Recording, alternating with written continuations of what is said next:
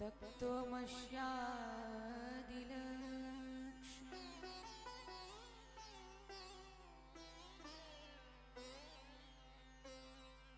एकं नित्यं विमलमचलं सर्वधी साक्षिभूतं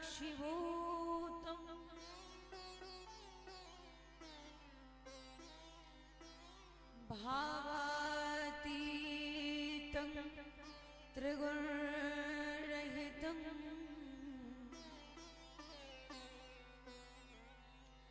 श्री सद्गुरुं तं नमामि।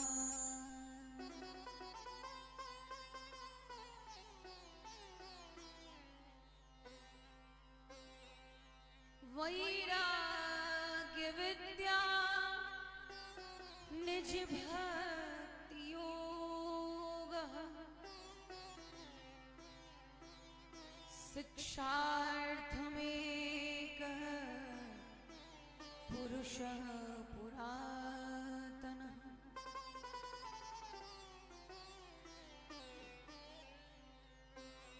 श्री कृष्ण चैतन्य शरीरधारी कृपाम्बुधिं यस्तमहं प्रपद्ये।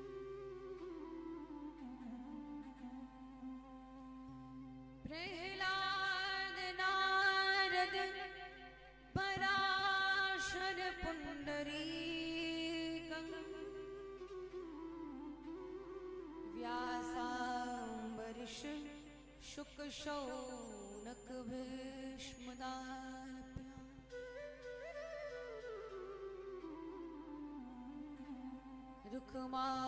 रुक्माङ्गदार्जुन वसिष्ठ विभीषणादीन् पुण्यानि मान परं भागवतान्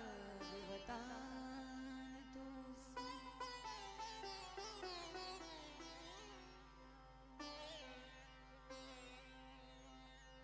जय जय श्री राधा रमण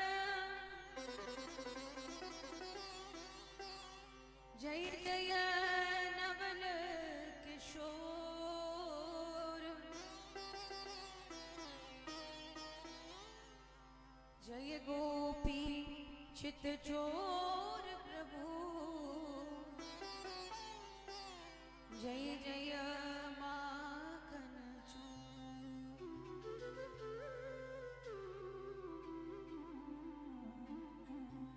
बोले श्री सद्गुरुदेव भगवान की जय, श्री गुल सरकार की जय, राधा रमण लाल जी की जय, यज्ञ नारायण भगवान की जय, लक्ष्मी नारायण भगवान की जय, श्री कनक बिहारिणी बिहारी सरकार की जय, अयोध्या बिहारिणी बिहारी सरकार की जय, जगत जननी माँ जगदम्बा की जय, कालिका महारानी की जय, श्रीमन चैतन्य महाप्रभु की जय, श्रीमन नित्यानंद प्रभु की जय, हनुमान जी महाराज की जय, उमापति महादेव की जय।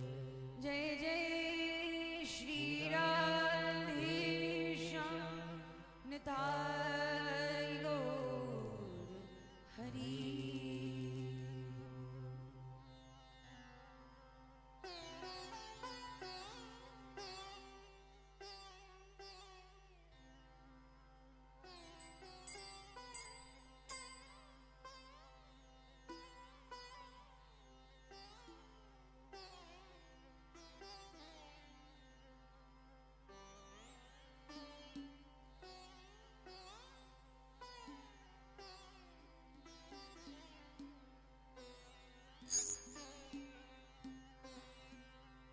उपस्थित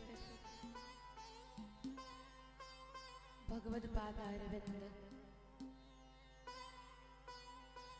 मकरंद रस अभिनिवेशित भागवत जन श्रद्धेया माताएं, उदार चेता श्रोता वृंद,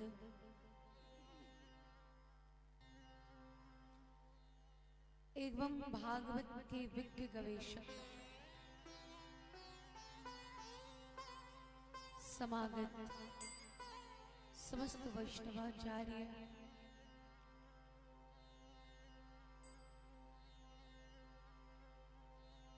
आप सभी के हृदय में विद्यमान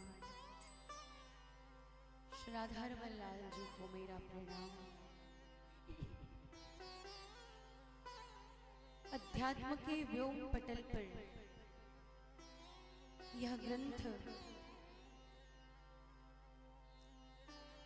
श्रीमद् भागवतम जैसे महापुराण की जो अवतारणा हुई है, वह तो स्वयं सर्वेश्वरी सरकार कीर्तिदा कुमारी वृषभान किशोरी सरस किशोरी, जो ब्रह्मराज श्री सुखदेव जी के हृदय में विद्यमान होकर के इस मंगलमयी कथा का संपादन करवा रही हैं। यह श्रीमद् भागवत रूपी जीवनाधार ग्रंथ से भक्ति की कादंबनी बरसती है, जिसमें हम सभी भागवतामृत पिए ओत प्रोत हुए अपने जन्म जन्मांतर, कल्प कल्पांतर, युग युगांतर एवं काल कालांतरों के पापों का नाश करते हैं, क्योंकि इसमें पोतात्माओं की, अम्लात्माओं की, जीवन मुक्तों की एवं रसिकाचार्यों की पवित्र गाथा का वर्णन किया गया है। और इसीलिए तो यह श्रीमद् भागवत जी के नाम से सुशोभित भी हुआ है।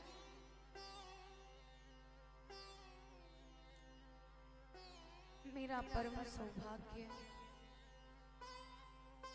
कि जगत जननी प्रांबा जगदीश्वरी के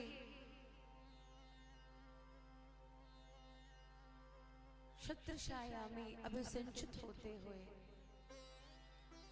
अपने वागवल्लरियों का सहज ही परिमार्जन करने का परम सौभाग्य मिला। विगत वर्ष के स्नेह और निस्वार्थ प्रेम के प्रतिफल स्वरूप और हमारे ज्येष्ठ भ्राता आदरणीय राजेश तिवारी जी और हमारे डॉक्टर साहब, जिनकी अत्यंत ही मध्यमा युक्त रचनाएं, जिनको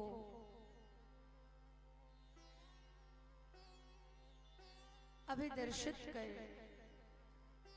हृदय का तारतम्य अभिझंकृत हो उठे, ऐसे हमारे आदरणीय डॉक्टर साहब, जो समय समय पर अपने भावावलियों को स्थिति, देश, काल, पात्र के अनुसार हम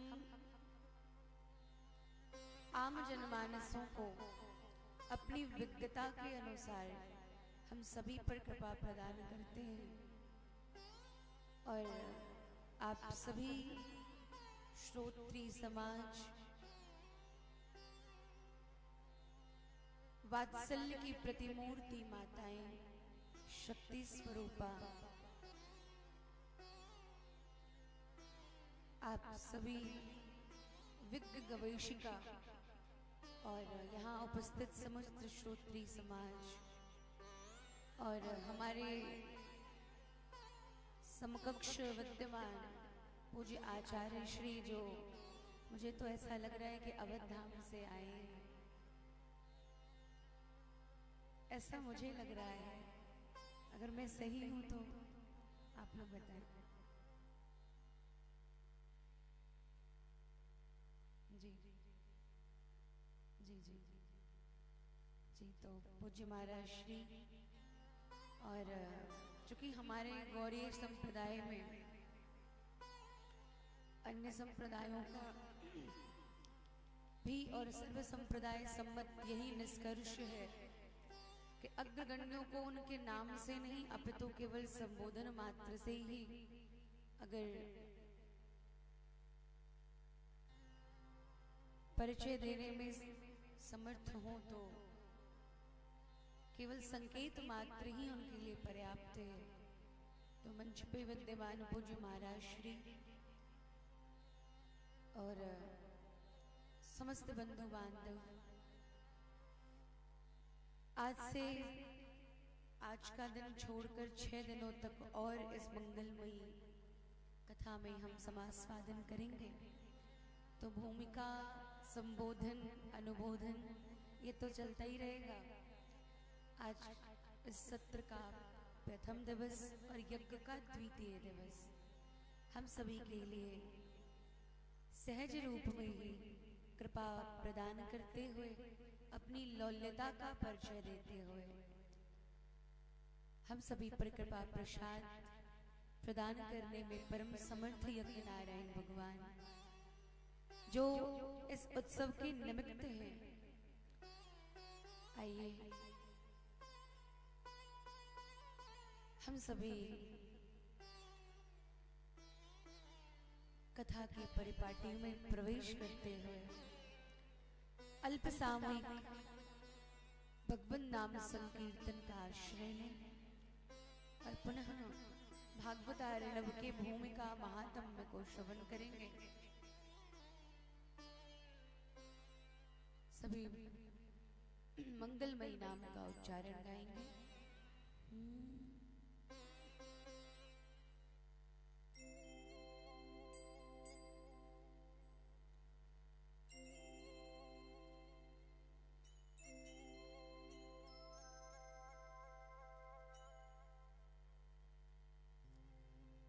जय राम राघव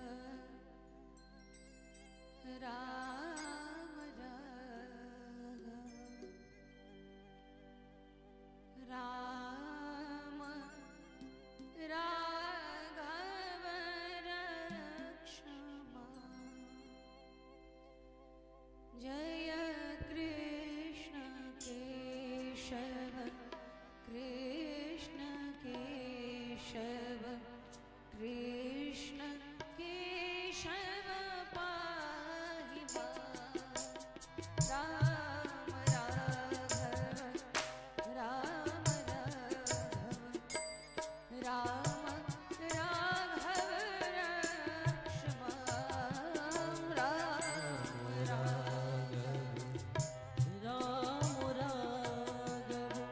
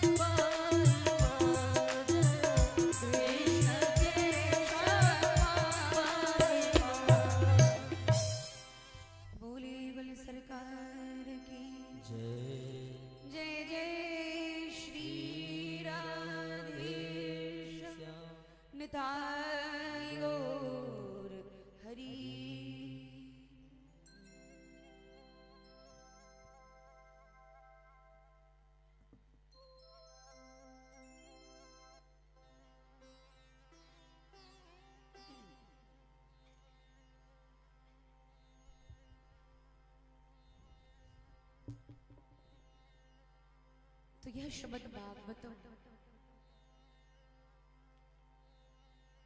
4 अक्षरों से सुशोभित किया गया, 4 अक्षरों से संयोजित कर श्रीमद् भागवत जी का निर्माण किया गया। पहला भा, पुनः ग, व और त, भागवत। अब लौकिक अर्थ में अगर अल्पज्ञेय मनुष्य हो तो भा से भक्तिवाचक, ग से ज्ञानवाचक, व से वैराग्यवाचक और त से तारने वाली, इतना कहकर वो सिमट देंगे। किंतु व्याकरणाचार्यों की पद्धति में भा का अर्थ होता है भवतरणे भाष्यते प्रकाश्यते सर्वलोकानां इति भा।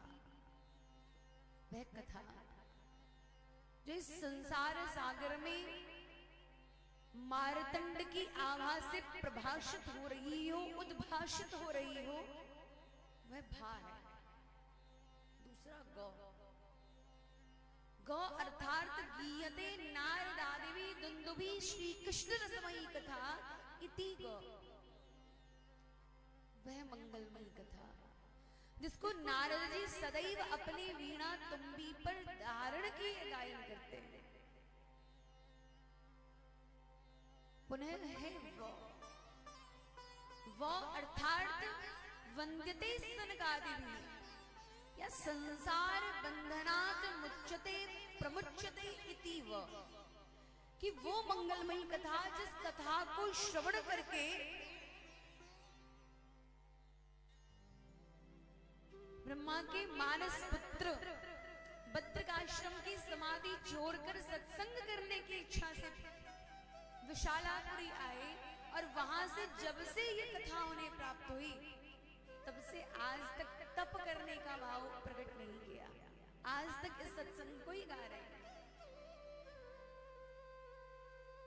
और संसार बंधनात् मुच्यते प्रमुच्यते, आद्य गुरु शंकराचार्य जी के द्वारा विरचित मुंह मुद्गर का एक श्लोक है, पुनरपि जननम पुनरपि मरणम पुनरपि जननी जठरे शय्या। तो ऐसी मंगलमयी कथा जो संसार के आवागमन से निवृत्ति दिला दे। साचो एक राधा रमण झूठो सब संसार, जहां ये भाव सुस्थिर हो जाए वही श्रीमद् भागवतम है। और पुनः त का अर्थ होता है तीरीयते, तीतीर सावताम जनानाम इति त, जो पात्र हैं, जो सतपात्र हैं और जो कुपात्र हैं, उनको भी अगर ये कथा सहज और सहज रूप से क्षण मात्र के लिए भी मिल जाए तो उन पर भी श्री राधा रमन जी की सहज कृपा हो जाए।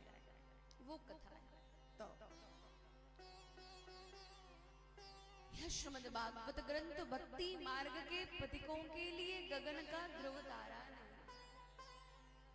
सागर स्थित स्तंभ ज्योति नहीं, यह है हस्त स्थित मधुरोज्जल प्रदीप। अपने प्राण आराध्य प्रभु के मुख चंद्र दर्शनार्थ प्रीति रस से परिपूर्ण अपने हृदय के पात्र में अपरिमित वर्तिकाओं को ये प्रदीप्त करके अखंड ज्योति को जलाकर जगत को एक नया प्रकाश दिया है। इस ग्रंथ की विशेषता है कि इसके अंतस्थल में भाव गंगा, रस यमुना एवं लीला सरस्वती की एक ऐसी अखंड धारा प्रवाहित हो रही है जिसमें जीव बाके विहारी रसराज को प्राप्त कर लेता है।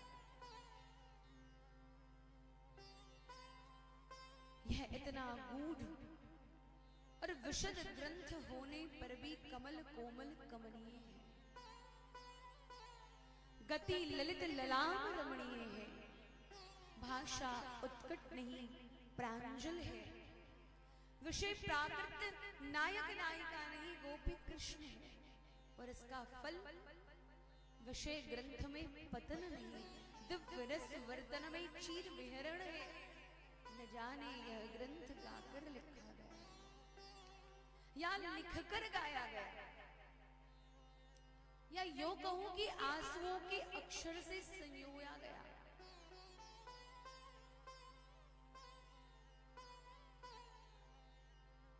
तो ऐसी मंगलमयी कथा जिनके विषय में भगवान स्वयं कहते हैं, मत्त कथा वाचम नित्यम मत्त कथा श्रवणे रतम मत्त कथा प्रीतमं संज्ञाहं तक्ष्यामि तं नरम्। सर्वाश्वाभिगमनां सर्वतीर्थावगाहनं नौ तथा पावनं नृणां श्रीमद्भागवतं कथा। भाई आप संसार के किसी भी तीर्थ में मत जाए, आप संसार के किसी भी प्रपंच में ना पड़े, किसी धर्म कर्म के नियम चक्र में अधिरूढ़ ना हो, केवल केवलेन ही भावेन गोप्यो गावो मृगाणः, केवल एक प्रबल भाव से श्रीमद् भागवत जी के एक श्लोक, आधे श्लोक, एक चौथाई श्लोक का भी अगर मनुष्य नृत्य गायन करे तो उसके अंदर हृदय में स्वतः ही प्रिया प्रीतम विद्यमान हो जाए। एक प्रबल भाव, उद्यम भाव की आवश्यकता है।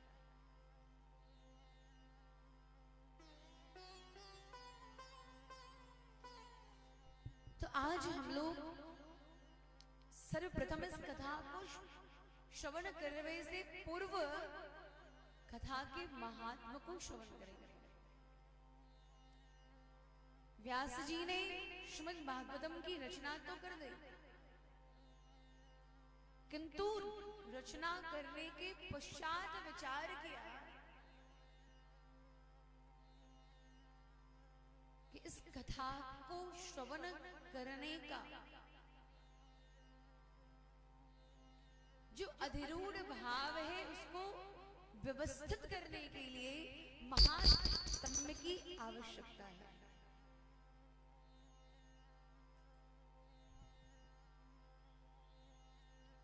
और व्यास जी ने पुनः पद्म पुराण में श्रीमद् भागवत जी के महात्म्य को लिखा, पुनः बाद में पद्म पुराण से उसे संकलित करके श्रीमद् भागवतम जी में संयोजन कर दिया गया, ताकि आगामी श्रोता वक्ता के लिए ये कथा सुलभ हो जाए।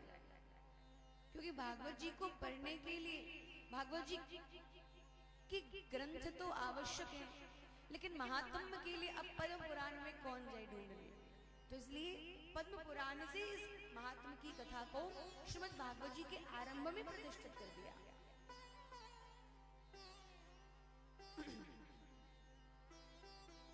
तो कथा को सुनने से पूर्व कथा का महात्म्य सुनना अत्यंत आवश्यक है, कारण कि कथा के प्रति हमारी प्रीति कैसे जागृत हो। तो कथा के प्रति प्रीति को जागृत करने का कार्य कथा का महात्म्य करता है, क्योंकि महात्म्य जाने बिना प्रीति और प्रतीति की पुष्टि नहीं हो सकती, और प्रीति के बिना किसी कार्य में श्रद्धा हो ही नहीं सकती, और प्रीति प्रतीति के अभाव में किया गया प्रत्येक कार्य अधूरा रहता है। श्रीमद् गोस्वामी तुलसीदास जी महाराज जी ने रामचरितमानस में एक चौपाई लिखा है इसके विषय में। जाने बिनु न होई परतीति, जाने बिनु न होई परतीति, जाने बिनु सभी गाइए होई परतीति, जाने बिनु न होई परतीति।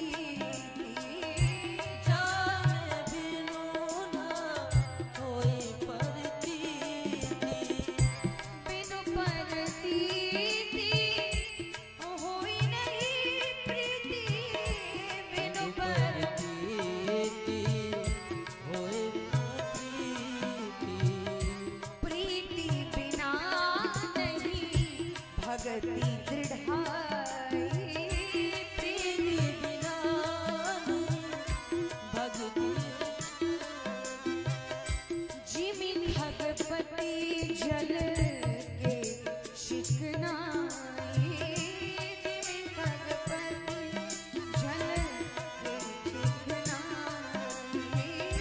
जाने बिनो ना होई परती, जाने बिनु कोई परतीति। तो जैसे जल की चिकनाई स्थायी नहीं होती है, वैसे ही प्रतीति और प्रीति के बिना भक्ति की दृढ़ता नहीं हो सकती। और प्रीति और प्रतीति के बिना किया गया लौकिक कार्य तो सिद्ध हो भी जाए, पूर्ण हो भी जाए, लेकिन प्रीति और प्रतीति के बिना किया गया आध्यात्मिक कार्य सम्यक फलदायी नहीं होता है। तो इस कथा का हम लाभ ले सकें, इस कथा को पूर्ण रूप से हम लाभ लें, इसके लिए आवश्यक है कि हम श्रद्धा पूर्वक कथा सुने। किंतु उन श्रद्धा को हृदय में प्रतिष्ठित करने के लिए हमें महात्मा की कथा को श्रवण करना आवश्यक है। और इसलिए पूर्वाचार्यों ने कथा के पहले महात्मा की कथा को कह दिया। महात्मा के संबंध में प्रमुखतया 3 बातें बताई जाती है। पहली बात ये कि हम कथा क्यों सुने, कथा सुनने से हमें क्या लाभ होगा, क्योंकि जब तक मनुष्य को लाभ का लोभ नहीं हो तब तक वो किसी प्राकृतिक और भौतिक कार्य में इसकी प्रवृत्ति नहीं जग सकती। आप किसी से कोई सेवा लेना चाहते हो तो उसके बदले आप किसी वस्तु को देने का प्रलोभन देंगे, तभी तो आपका काम भी होगा कि भाई तुम ये काम कर दो, 10 रुपए दे देंगे। अब किसी से मुफ्त में आप सोचोगे निःशुल्क में आपका काम हो जाए, आप सेवक बनाकर उससे कार्य करवा भी लें, कहां से संभव है।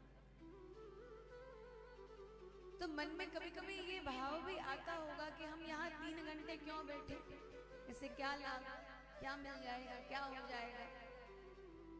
क्योंकि सबसे अधिक मूल्यवान तो समय है। तो इस समय को यहाँ देने का मुख्य औचित्य क्या है, तो इसी औचित्य का प्रतिफल है श्रीमद् भागवत का महात्म्य। कि इससे पहले किन्होंने सुनी और उन्होंने सुनी तो उनको मिला क्या, और हम सुनेंगे तो हमें क्या मिलेगा। अब देखिए, इस कथा को सुनकर आपको क्या मिलेगा वो मुझे नहीं पता। इसलिए नहीं पता क्योंकि यहाँ कौन किस भाव से कथा में बैठे हैं वो मुझे क्या पता। आप जैसा भाव भावित करके आएंगे आपको वैसा ही प्रतिफल मिलेगा। लेकिन ये अवश्य मैं दावे के साथ कह सकती हूँ कि श्री जी की कृपा का एक बूंद अवश्य आप पर निश्चित हुआ होगा कि आपको इस कथा में बैठने का लाभ मिल रहा है। तो इस कृपा का सुखानुभव करें, इसको व्यर्थ न जाने दें। इस कथा को, इस महात्मा को श्रवण करने का मुख्य कारण यह भी है कि हम कथा को श्रवण करते समय हमारी जीवनचर्या कैसी होनी चाहिए। हमारा भोजन, हमारा परिधान, हमारा स्वभाव, हमारी संगति, इन सब का भी, हमारा व्यसन, इन सब का भी पवित्रीकरण होना चाहिए। अब जिस अवधि में हम कथा श्रवण कर रहे हैं उस अवधि में हमारा दैनिक जीवन कितना नियमित होना चाहिए इसको भी जान लेना चाहिए। बाकियों का तो हमें पता नहीं, लेकिन हमारे व्यासपीठ से हमने 3 नियम बनाए हैं। पहला कि आप जब तक ये कथा हो रही है तब तक आप लोग अपने अपने घर पे प्याज लहसुन का सेवन ना करें, और मांस भक्षण तो दूर की बात है। नहीं तो बंगाल में एक बार गई तो हमने कहा भाई प्याज लहसुन मत खाना, तो कहते ठीक है।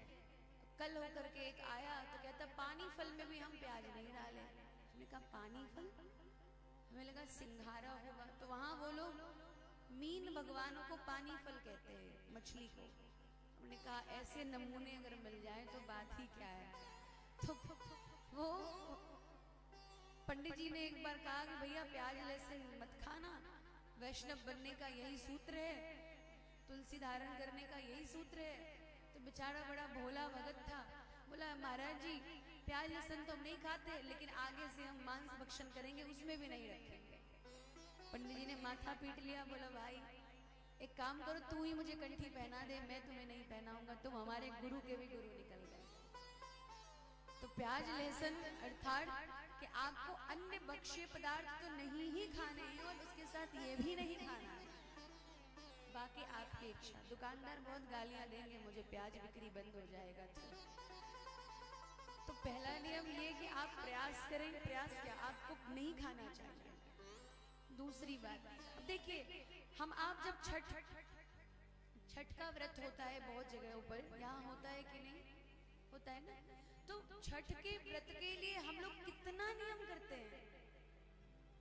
अलग बर्तन, अलग पात्र, अलग चूल्हा, अलग व्यवस्था, स्नान ध्यान करके कोई किसी प्रकार से किसी वस्तु को स्पर्श ना करे।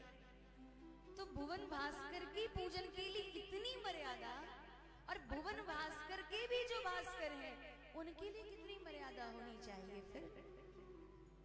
तो ये भी इसी प्रकार से संतुलित होना चाहिए। तो पहला तो आप लोग भोजन बिल्कुल ऐसा पाकर आइए जो भगवान को भी भोग लगाया जाए और आप पाएं। दूसरा, समय से कथा में पधारिए, और जब भी मैं बोलूं प्यार से, जोर से, प्रेम से, भाव से, याद होगा आपको हमारे पुराने श्रोता हैं, हमारे नहीं, राधा रमन लाल जी के पुराने श्रोता हैं। तो कुछ बोलना होता है ना साथ में, क्या बोलना होता है बताइए, एकदम रटा हुआ है सब। ये हुई बात, चलिए उठाइए दोनों हाथ, बोलिए प्यार से, बस जोर से, प्रेम से। हाँ, ये नियम तो जब तक हूं तब तक चलेगा, मैं नहीं हूं तो आपकी इच्छा।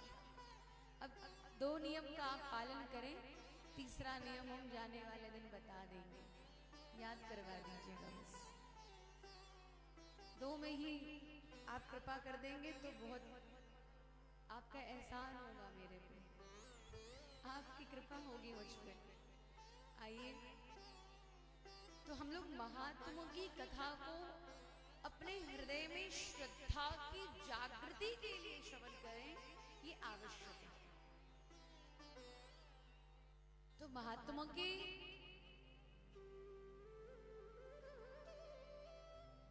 प्रथम अध्याय का प्रथम श्लोक, जिनमें व्यास जी वर्णन करते हैं कि हम जिनकी कथा सुन रहे हैं उनका स्वरूप कैसा है, और उसी स्वरूप को व्यास जी ने अभी प्रेषित किया। सच्चिदानंद रूपाय विश्वोत्पत्त्यादिहेतवे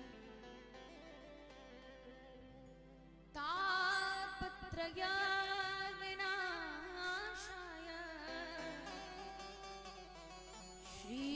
श्रीकृष्णाय वयं नमः। भगवान का स्वरूप कैसा है, हम जिनकी कथा सुनने बैठे उनका स्वरूप कैसा है। वंशी धारण करने वाले श्याम सुंदर का नहीं, ये तो द्वापर में प्रभु की अवतार का स्वरूप है कि द्वापर में कृष्ण बनकर आ गए, वंशी धारण कर लिया। तो कर्षति जीवानाम चित्रत्तम सह कृष्ण, कहा धनुष्वान धारण किए रघुनाथ जी, राघव जी का नाना। अरे रमनते योगी नाम हृदय न च, त्रेता युग में धनुर्वान धारण करके पधार गए, योगियों के हृदय में रमण करने लगे, इसलिए उनका नाम राम पड़ा।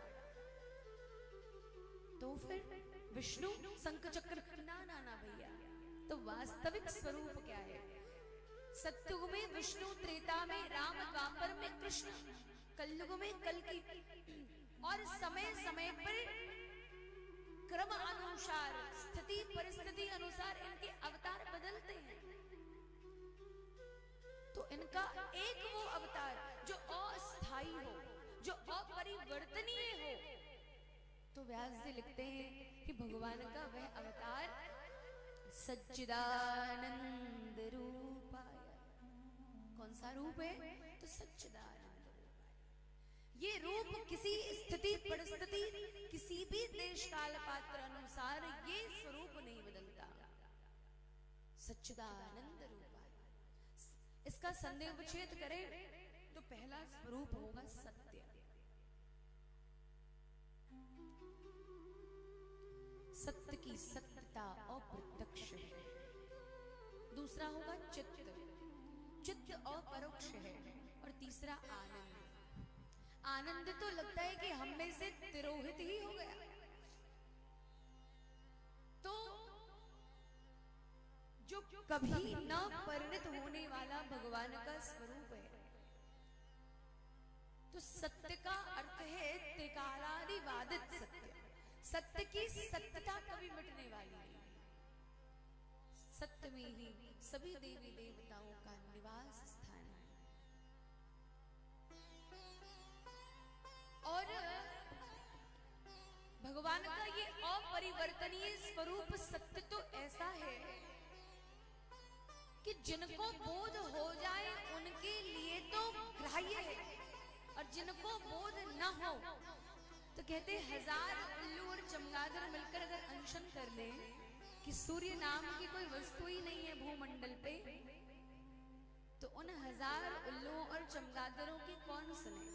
जिनने देखा है सूर्य भगवान को, जिन्होंने सूर्य भगवान का दर्शन किया है, वो इन हजारों के अनशन में आएंगे भला? नहीं आएंगे।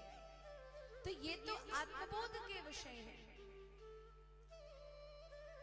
तो सत्य की सत्यता अप्रत्यक्ष है, और सत्य में ही सभी देवी देवताओं का निवास स्थान भी है। ईश्वर सत्य है, सत्य ही शिव है, सत्य ही तप भी है। और क्योंकि गोस्वामी जी ने लिखा है,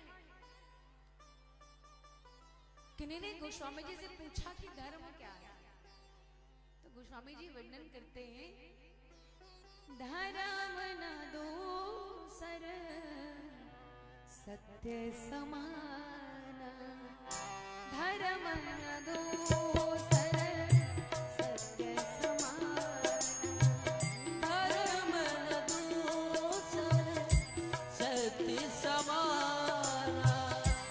आगम निगम पुराण बखाना, आगम निगम पुराण बखाना, आगम निगम पुराण बखाना, आगम निगम पुराण बखाना। धर्म न दूसर सत्य समान, धर्म न दूसर सत्य समान। तो सत्य ही तप है, सत्य ही शिव है। साच बराबर तप नहीं, झूठ बराबर पाप, जाके हृदय साच है, वाके हृदय प्रभु आप।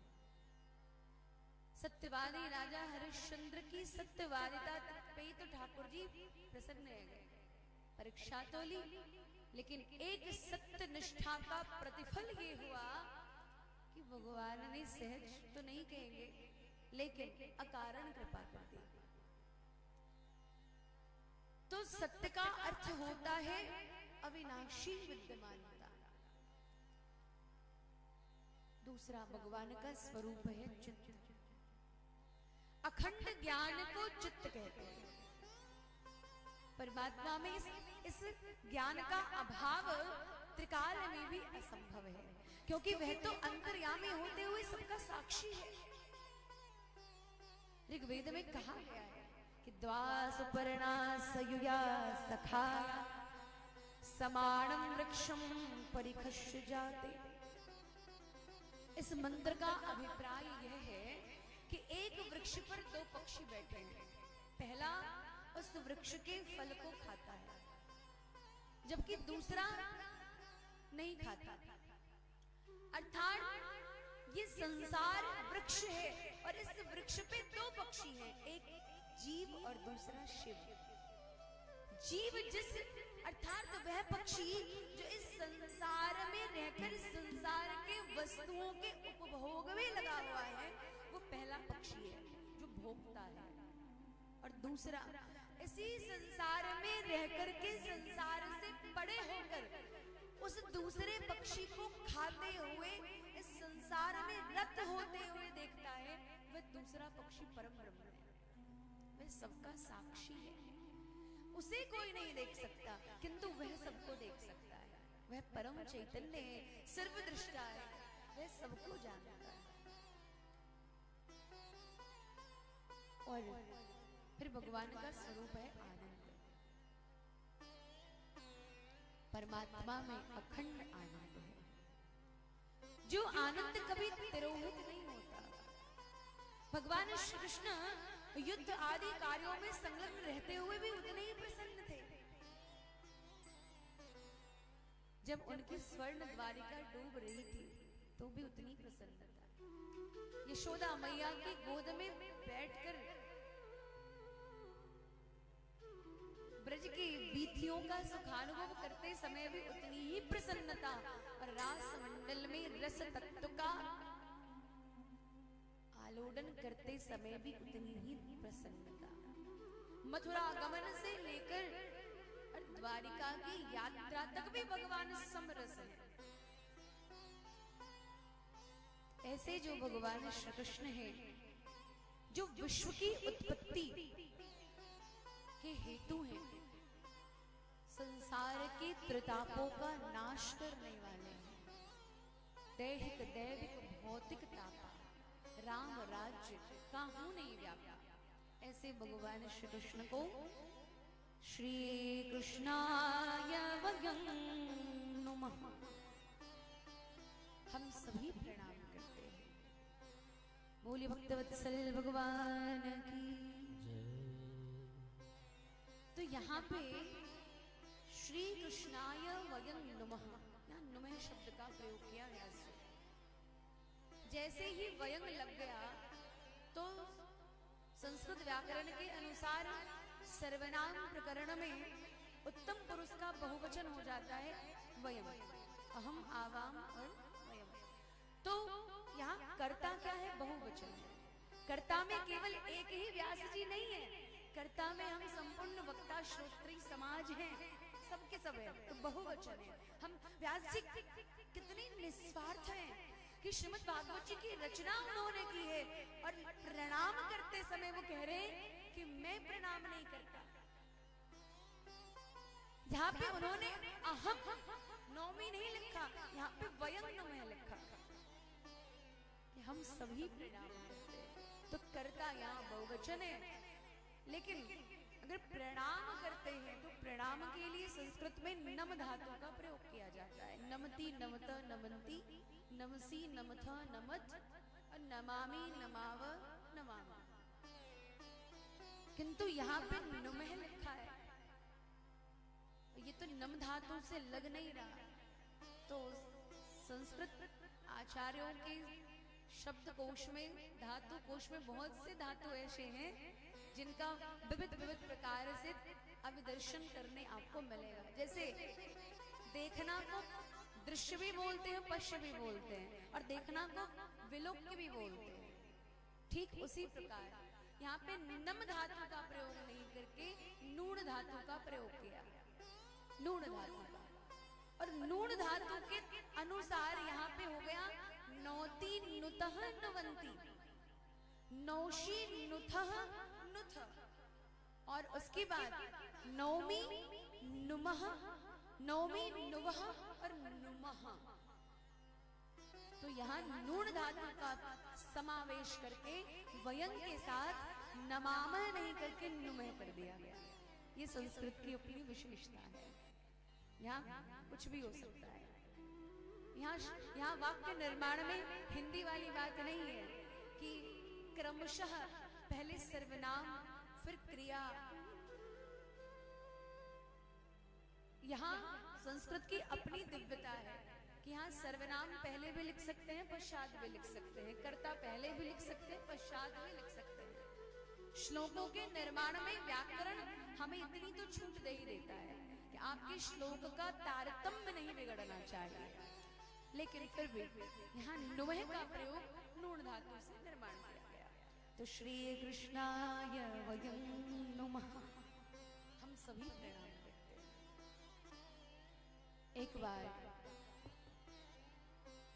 88,000 संतों की इच्छा हुई, 88,000 सौनकादि ऋषियों का भाव प्रकट हुआ। वे मिलकर के एक साथ एक ऐसे सत्र का आयोजन करना चाहते थे जिनकी आरंभ तिथि तो सुनिश्चित हो किंतु विराम तिथि सुनिश्चित नहीं हो। तो किसी मेरी सांसों में कोई भी यज्ञ हो, लौकिक हो, आध्यात्मिक हो, किसी सांसारिक कन्या का या सांसारिक वर का ही ब्याह क्यों ना हो, पहले तो यही बात उठती है कि होगा कहाँ, स्थान कौन सा होगा। तो सबरे सौनकादि ऋषियों के साथ सब ब्रह्मा जी के समीप आए, ब्रह्मा जी से स्थान चयन करने का आग्रह किया। ब्रह्मा जी ने सुदर्शन चक्र आज्ञा दी कि आप कृपा करके स्थान चयन कर दें। सुदर्शन चक्र ने संपूर्ण विश्वमंडल की परिक्रमा लगाई और अंत में नैमिषारण्य के तीर्थ में जाकर के गिर पड़े। और नैमिषे सुतमासीन महाविद्या महामतम, नैमिषारण्य के तीर्थ को ही सर्वोत्कृष्ट मानकर, सर्वोत्तम मान करके 88,000 ऋषि वहां पधरा गए और सत्र का आयोजन हुआ, सत्र आरंभ हुआ। सब अपने अपने मत अनुसार, अपने अपने ज्ञान के अनुसार अलग अलग विषयों का निरूपण करने लगे। और तभी उन सभी के मध्य सूत जी महाराज का पदार्पण हुआ। बोले सूत जी महाराज की। सूत जी को देख करके